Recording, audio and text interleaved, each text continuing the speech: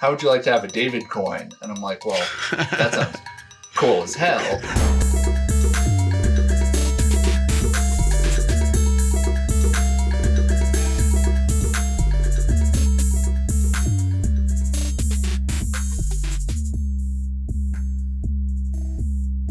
Welcome to the 10th episode of Media Jungle Video Podcast. I'm your host, Alex Ragir, coming to you every week to break down the business behind media, technology, and the creator economy. We're joined with David Berkowitz, not the serial killer, but instead the keynote speaker, marketing strategy guru, and now Senior Vice President of Marketing at Mediaocean.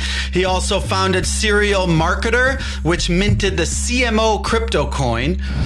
We're also joined by the smartest newsman on Instagram, Mosheh Oinounou, former executive producer, CBS News, Bloomberg, Fox News, and now president of Mo Digital, Joe Rogan Politics. For the left, Joe Rogan is public enemy number one. Misinformation and making money off of it. Joe Rogan is a horror. People tune into Joe Rogan because there are no guardrails. And the right chose him as a hero. Massively popular podcast host. Joe Rogan absolutely eviscerated Sanjay Gupta. Joe Rogan firing back. Wait, this guy? I think I'll probably vote for Bernie. Neil Young asked Spotify to remove his music because he didn't want to generate money for a platform that creates misinformation. And Fox is piling on. I am doing this because Spotify is spreading fake information about vaccines. And Neil Young isn't even British. They're attacking him like a bully in middle school. I'm not mad at Neil Young. I'm a huge Neil Young fan. I will do my best to balance out these more controversial viewpoints with other people's perspectives. The truth is, COVID science is constantly changing. Joe Rogan is an entertainer learning to be a journalist, and all these journalists have become entertainers. Stay tuned. So, Mosh, what did you think about Joe Rogan's apology and the concessions they made with Spotify? It's been very interesting to watch this whole thing go down. It reminds me of the challenges that other tech platforms are having now that they are hosting a whole bunch of content. This is, whether you're Facebook, whether you're Twitter and Donald Trump, whether you're YouTube and Alex Jones, they're all different in various ways. Some are ad supported, some are subscriber supported, or even Netflix Dave Chappell, right, as a comparable example. And so in this case, though, he's not a comedian or a kind of inflammatory host a la Alex Jones or inflammatory tweeter like the 45th president. He's an interviewer. He's also an interviewer that has an incredibly large platform. And I think it really is hitting home for him how large of an influence he has. And with that, the responsibility that comes with having a platform like that. I thought that he handled himself very well in that 10-minute video. It was part apology, part standing up for what he's doing, saying that he will try to seek out other opinions and in Joe Rogan parlance, do more of his own research to ensure that he gets accurate things out there. I thought it was noteworthy how Spotify stood by him. Ultimately, Spotify knows it can stand by this. I think you saw something similar with Netflix and Dave Chappell. There was the controversy. Certain elements did not like part of his most recent sketch in regards to transsexuals. Ultimately, you didn't see a massive campaign to drop Netflix. Netflix rode that one out, stood by that creator. And so I think it's noteworthy, and it'll be interesting to see kind of what happens going forward when it comes to these platforms and creators, particularly the subscription platforms. Yeah, it seems like it's a bit different. It's more like Dave Chappelle and Netflix because they basically bought him out. So that ends up being like they're more like a media company than Facebook or Twitter or other companies that don't have those deals publicly like that. Obviously, the full history here has not been written. You did see Neil Young, you did see Joni Mitchell, you saw Brene Brown, significant podcaster, who said that she would not be publishing her podcast on the platform until further notice. What happens with those three particular bold-faced names will be interesting. There was a tweet that went around that said, Taylor Swift could end Joe Rogan with one tweet. I think ultimately we run down, listen, as a journalist, someone who believes in free speech, we head down a precarious path when we allow people to try to demand people be fired over, specific episodes or bringing up controversial subjects. Now, obviously, you can fact check his most recent episode. Spotify says they will be putting, warnings going forward. They can only do so much. But ultimately, if again, you can take issue with some of the things that were said on the episode, the need to fact check some of that stuff, but ultimately ending the man's show or kicking him off, deplatforming him over that seems a bit extreme. And again, you see all the other platforms still dealing with the ramifications of their previous decisions. Twitter banning Donald Trump, Facebook having kind of their third-party Supreme Court of Facebook that makes major rulings over deplatforming decisions. How do you make sure that you're doing that fairly over 1 billion users in 200 languages in 200 countries? David, how do you see this from kind of a branding marketing perspective with the platforms and the creators? I think at first it's a debacle for everyone that won't actually lead to many actions whatsoever. I thought that Spotify took a really wishy-washy stance. That's honestly like trying to please everyone and pleasing no one. Joe Rogan is going to be Joe Rogan. It's not like he's had some overnight epiphany here.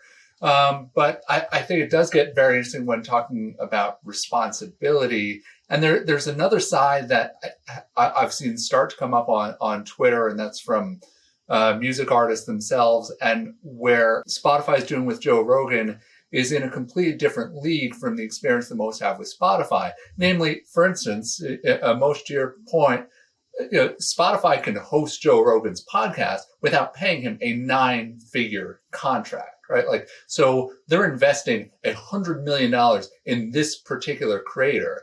And if you look at the experience of recording artists who then share what it's like to get their 0.03 cents a stream, that's actually going to the record label if they're represented, and is not actually going in their pockets. And seeing one artist speak out about how they get 1 million streams a month, that Spotify's like, this is good PR for you, but it's not actually hitting their pockets.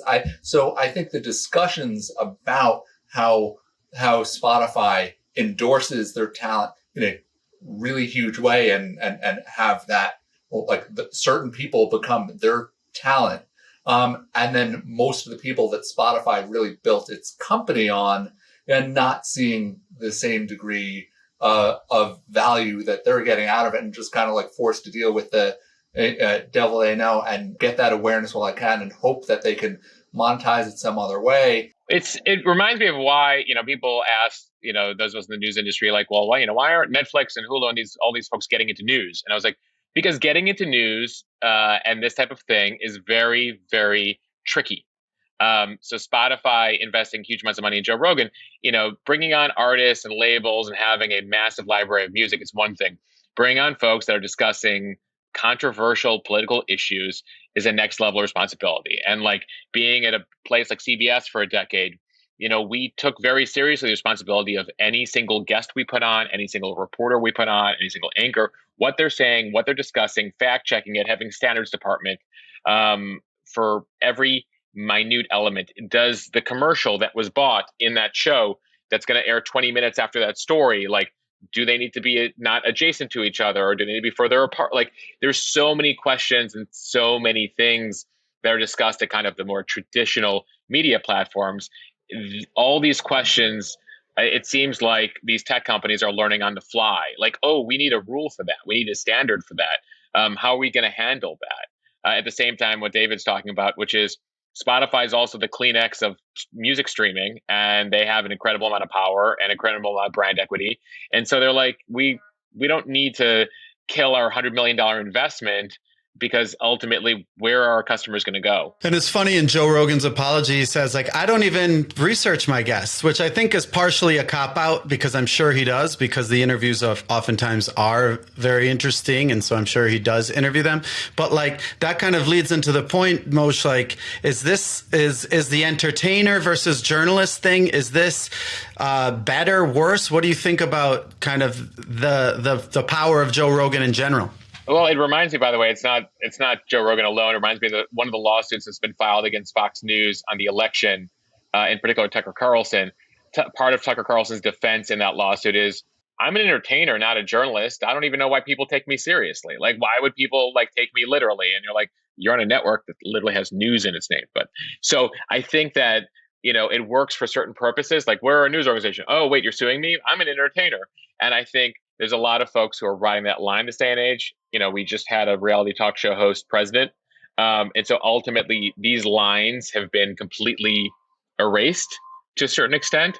And you're seeing, entertainers. I mean, even the other controversy of the week, the Whoopi Goldberg controversy. She's a talk show host. She made a controversial comment in relation to the Holocaust and racism. So suddenly it's become a news issue. But, it's also, well, she's on an entertainment show. So how much responsibility does she have? Well, she has a huge platform and a huge audience. And so it goes back and forth and on and on. And ultimately, this falls on the CEO and the leadership of the company. And ultimately, with great power comes great responsibility. And you saw with Mark Zuckerberg and Facebook for years, which is like, we don't have power over that. We're a social media company. And you're like, actually, where 50% of the world gets their news sometimes. Like, you have incredible responsibility, and the influence your platform has is way beyond what you can even believe. And so, I think that this is Spotify's wake-up call, and one would hope going forward they use this lesson better than Facebook and other companies have used their lessons. It sounds like either we reach a standard where everyone has responsibility or no one does. And that's, either way sounds scary as hell to me. But I don't know whether you're Whoopi Goldberg or Joe Rogan, or do you really split hairs if you're on Fox News or CNBC or how any is, or like this seems to be like one of the questions of the century here. Yeah, especially the big question on this program.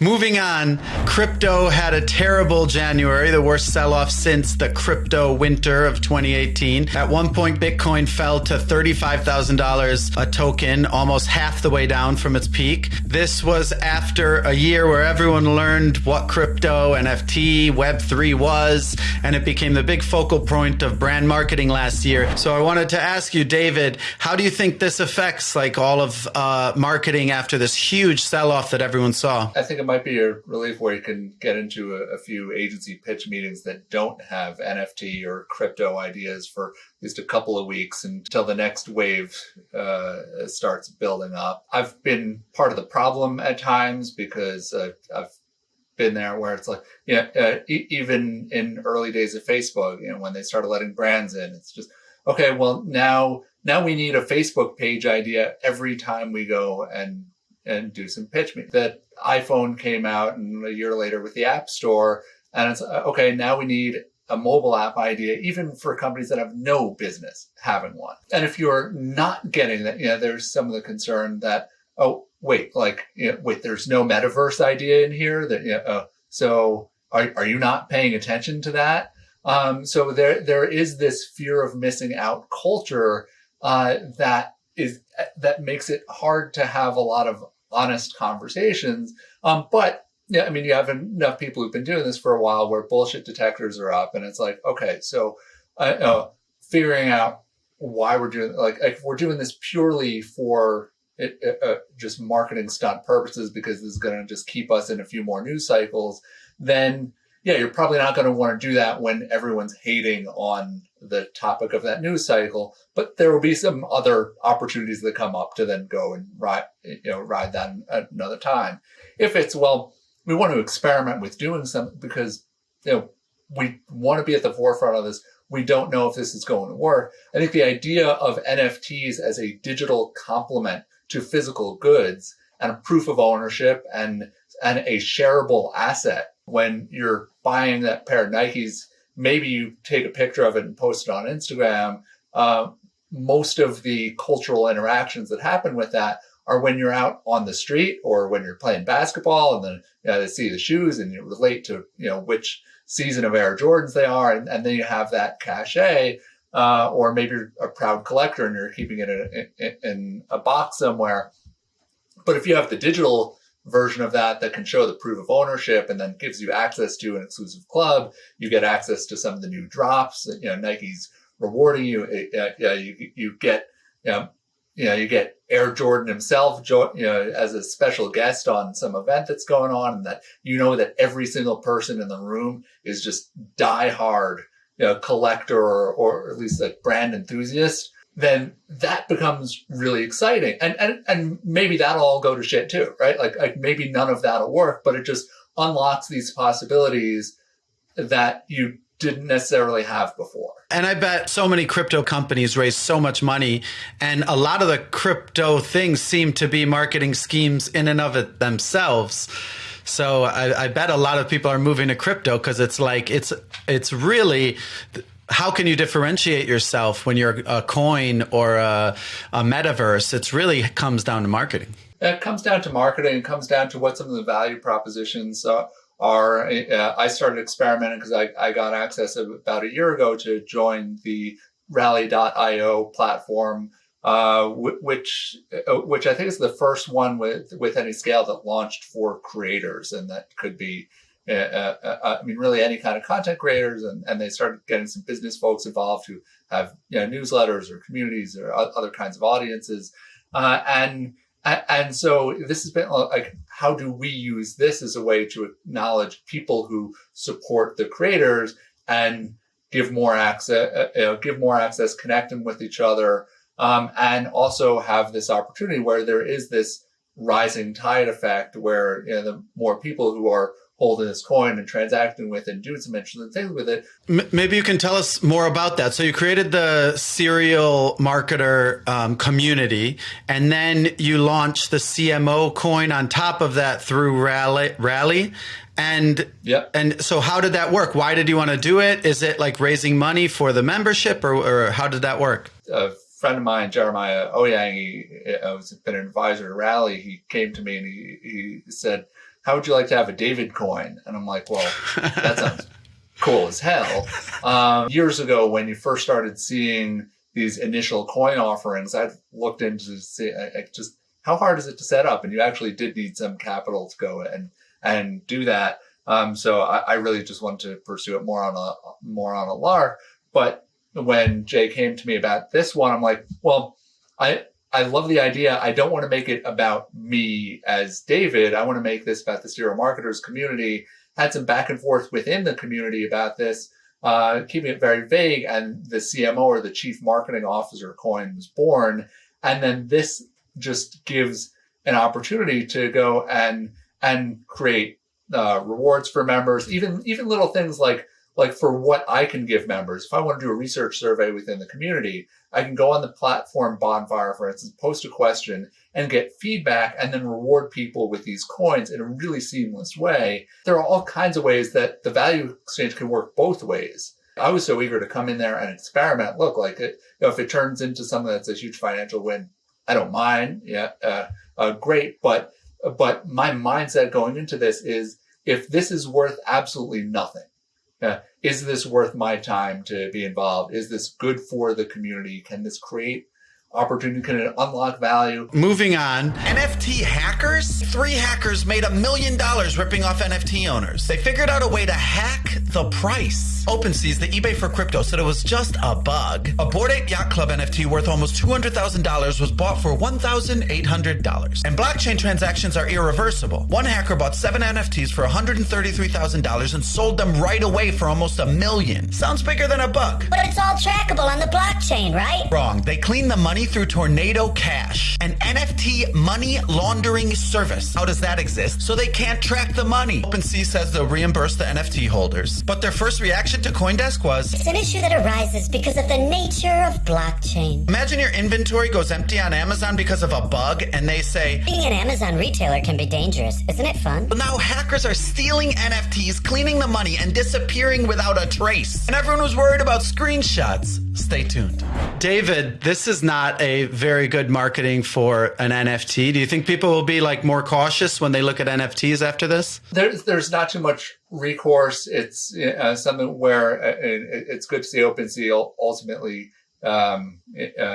take an above board approach with this, especially given their company valuation that they valued most recently at like 13 billion or something like that. It's good to know that they supposedly have their their customers' backs. I think that there will be some of these benefits of going with a name brand, and it's gonna there's going to be some rich get richer effect when it comes to that, especially if they build in something resembling an insurance policy for their customers. They can use those multi-billion-dollar valuations, say like, okay, well, we might need $1 billion or $2 billion of this just to refund just like crazy things that happen here that we're not predicting. So ideally, some of that is like the worst case scenario that can appear if they do a public filing.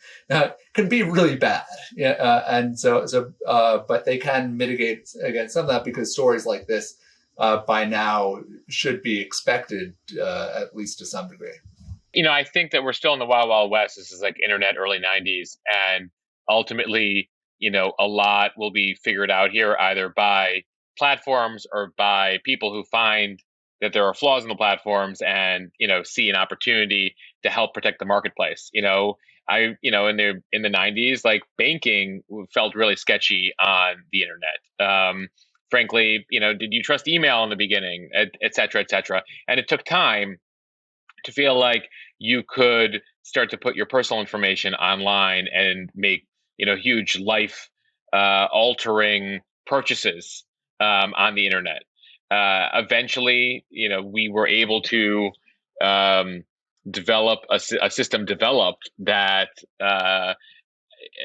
gained trust among consumers. And I think you have a lot of early adopters here in this NFT world, in this crypto world.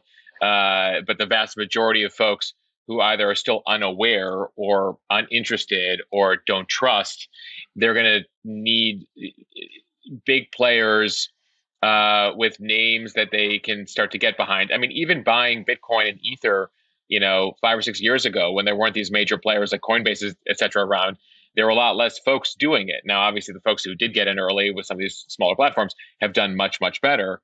But, for there to be mass adoption, you need to have a certain level of reliability and also an understanding that there's certain risk inherent. I mean, even these days, when it comes to credit cards and banks, et cetera, 30 years into the internet, there are still scammers out there who are stealing billions from people. So you have a certain individual responsibility, but right now the responsibility is on the side of the platforms to build systems that ensure trust. Well, we'll see how this plays out. We're going to end it there. Thanks so much for watching. You can find David Berkowitz. Check out his website at serialmarketers.net. And of course, you can find Mosheh at Instagram, Mosheh on Instagram. And we're actually going to take off for a couple weeks. So I will see you soon. Thanks so much for watching. Thanks for tuning in. If you like our videos and want to support the channel, please like and subscribe. You can also subscribe to our Substack newsletter for exclusive updates and find the audio version wherever you podcast. Thanks for watching.